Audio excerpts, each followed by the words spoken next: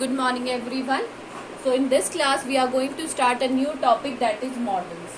Models को वैसे बोला क्या जाता है मोडाल्स. क्या कहते हैं मोडाल्स, बट जनरली हम क्या बोलते हैं इन्हें मॉडल्स बोलते हैं. मॉडल्स होते हैं दीज आर, अगर डेफिनेशन बाय जाए तो मूड शोइंग वर्ब्स. ये क्या होते हैं? मूड को दर्शाने के लिए जिन क्रियाओं का प्रयोग किया जाता है उन्हें हम कहते हैं मॉडल्स. मूड शोइंग हमारे मूड को बताते हैं. बिफोर, अगर इससे पहले जाने से पहले मतलब मॉडल्स को सबसे पहले हम जो वर्ब होती है वो उसको जानेंगे कि वो कैसी होती है. सबसे पहले ऑक्सिलरी वर्ब होती है, दो तरीके की होती है. ऑक्सिलरी वर्ब या फिर इन्हें कह दीजिए हेल्पिंग वर्ब. इन्हें क्या कह सकते हैं? Helping verb. आपको मैंने पहले बताया था जब वर्ब्स मैंने पढ़ाए थे, तो एक सेंटेंस में जो स्ट्रक्चर होता है वो होता है subject plus helping verb plus main verb और लास्ट में होता है ऑब्जेक्ट. यानी she is dancing on a song. अगर ये सेंटेंस है तो जो कार्य कर रहा होता है वो सब्जेक्ट होता है, जो कार्य हो रहा होता है वो मेन वर्ब होता है, लास्ट वाला ऑब्जेक्ट होता है. और जो भी मेन वर्ब से पहले होती है उन्हें हम कहते हैं हेल्पिंग वर्ब.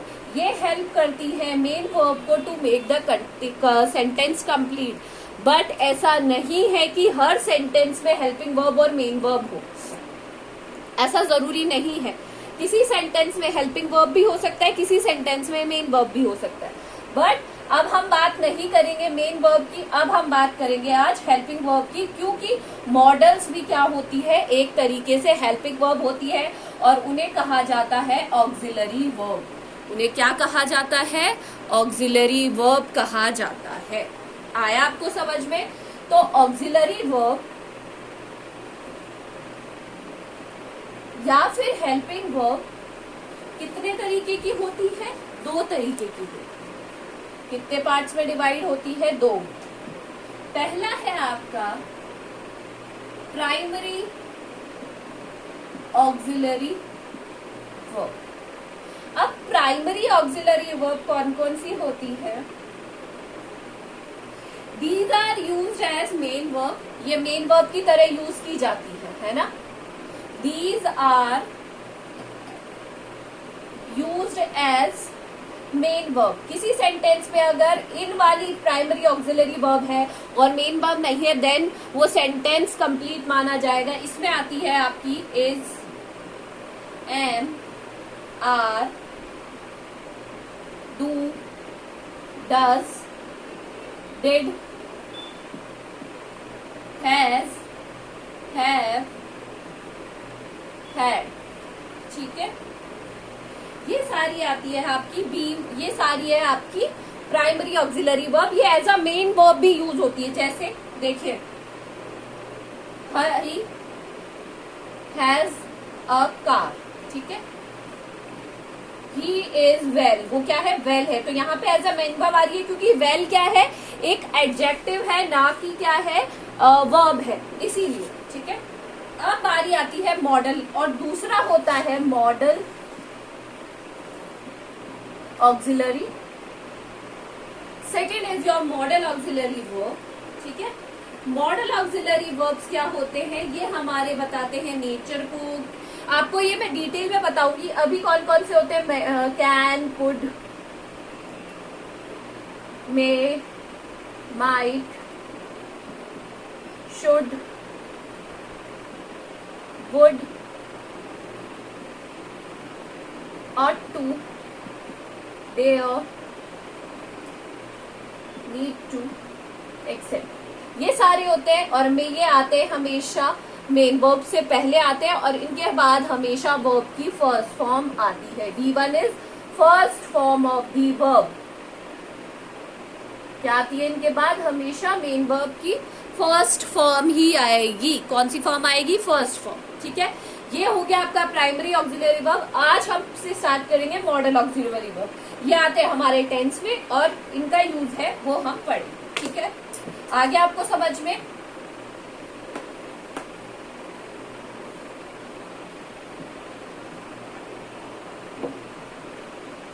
अब देखिए, जो मॉडल है वो बताते हैं हमारा नेचर, बिहेवियर। क्या बताते हैं? हमारा नेचर, बिहेवियर, मेंटेलिटी, हमारी जो सोच है मेंटेलिटी, या फिर हमारी कैपेसिटी। कैपेसिटी क्या होती है? क्षमता। इन सबको बताने के लिए हमको किसका यूज करते हैं? मॉडल का। किसका यूज करते हैं? मॉडल्स का। अब है कैरेक्टरिस्टिक्स ऑफ मॉडल्स। क्या क्या कैरेक्टरिस्टिक्स होती है मॉडल की?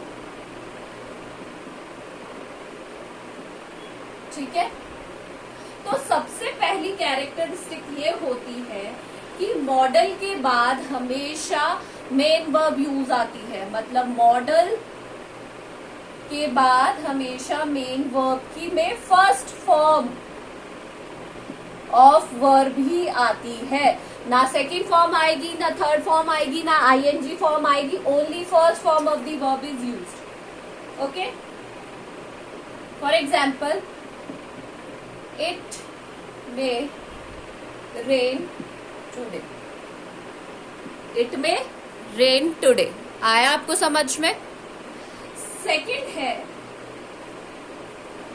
इन पर नेगेटिव बनाने के लिए हम किसका यूज लेते हैं? To make negative sentence,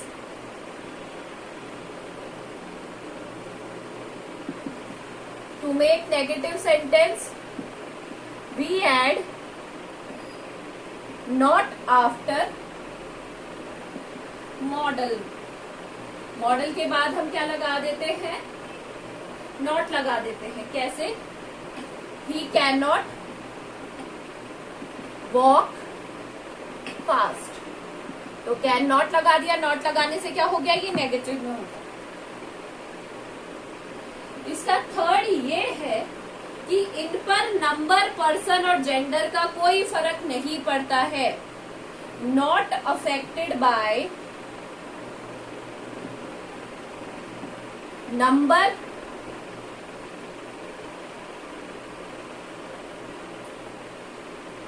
gender और पर्सन का कोई फर्क नहीं पड़ता है। होता है ना कि वर्ब की फर्स्ट फॉर्म के साथ एस या ईएस लगता है, सिंगुलर और प्लूरल के साथ। अगर फीमेल है, मेल है, मस्कुलाइन जेंडर है, उनके साथ फर्स्ट पर्सन अलग है, सेकंड। बट मॉडल्स में ऐसा कुछ भी नहीं होता, इनके साथ कोई फर्क नहीं पड़ता, ये एज इट इज सेम रहते हैं। फॉर एग्जाम्पल देखिए, ही कैन रन फास्ट। ठीक है, अब ये अगर देखा जाए तो ही रन्स फास्ट होना चाहिए था, बट जहां पर हमने मॉडल यूज किया है तो यहाँ पर उस चीज का कोई भी फर्क नहीं पड़ेगा। आया आपको समझ के? तो दीज आर सर्टेन रूल्स जो आपको फॉलो करने होते हैं इसको करने के लिए, मॉडल्स को। चलिए, आज हम पढ़ेंगे uses of model. Different type of models के जो यूजेस है वो किस तरीके से यूज किए जाते हैं। चलिए,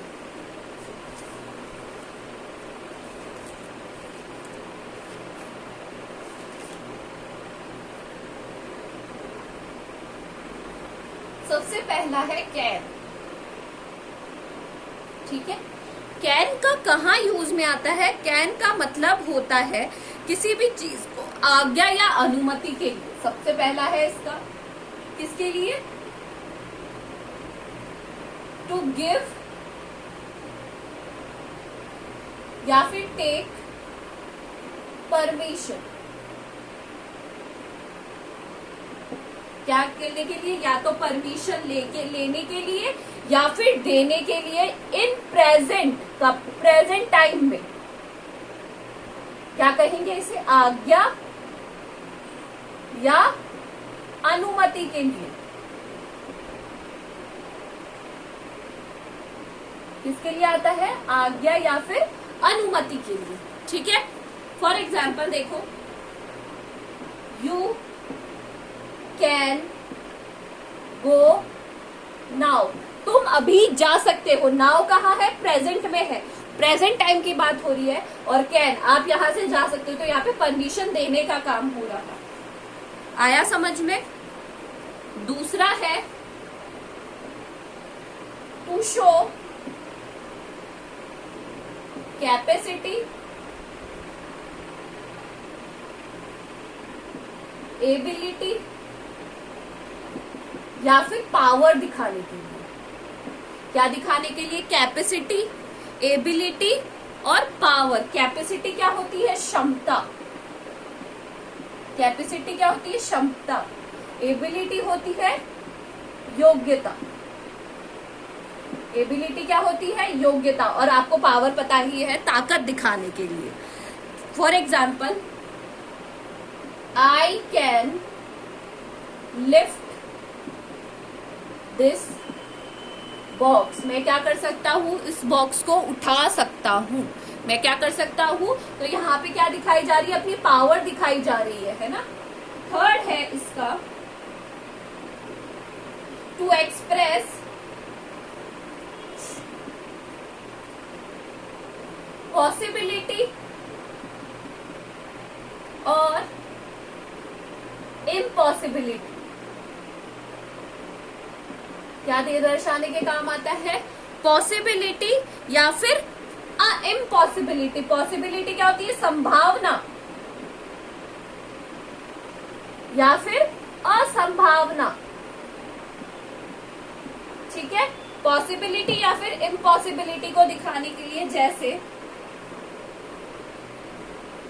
एक्सीडेंट्स कैन हैपन एवरीवेयर। कहीं भी हो सकते हैं ना, ऐसा कोई जरूरी नहीं है कि पर्टिकुलर एक प्लेस पे हो, कहीं भी हो सकते।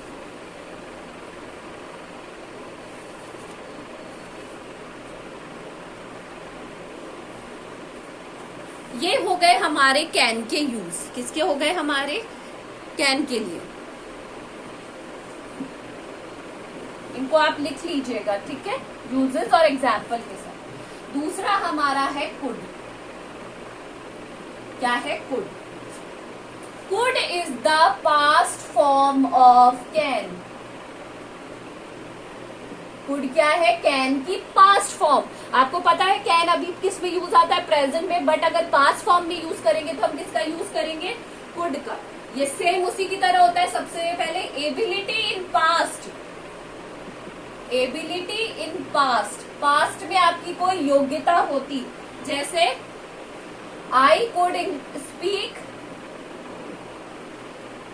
English very well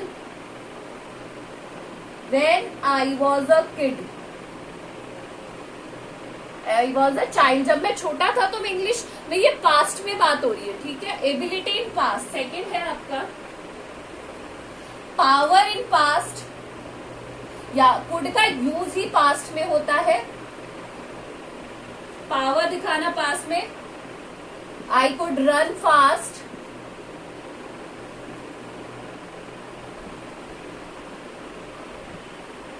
when I was young। आया समझ में? तीसरा तो जो हमने देखा था वो था कैपेबिलिटी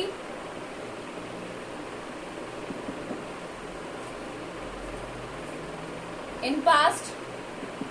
कैपेबिलिटी पास्ट में बताने के लिए। और फिर है आपका परमिशन इन पास्ट। पास्ट में परमिशन के लिए। For example, she can go out, she could go out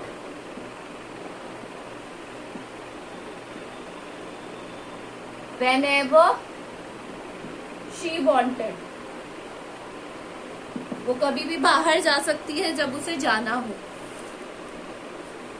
और एक इसका है for very polite request. Polite request के लिए, निवेदन करने के लिए, बिल्कुल ही निवेदन। जैसे Would you lend me your book? Question mark. समझ में आया? तो आपके एग्जाम में कैसा आएगा, यहाँ पे कोई भी फिलअप गिवन होगा और आपको फिल करना होगा। तो इस तरीके से यू हैव टू सी, और लास्ट में आपको गिवन होगा कि इसमें एबिलिटी दी है या पावर दी है, ये सब आपको गिवन होगा। इस तरीके से आएगा। ठीक है, आज हमने 2 किए हैं। कौन कौन से किए हैं? एक तो किया है कैन का यूज, कुड का, और नेक्स्ट हम नेक्स्ट क्लास में कंटिन्यू करेंगे। आप इनके यूजेस लिखिए और सेंटेंसेस कीजिए। Thank you.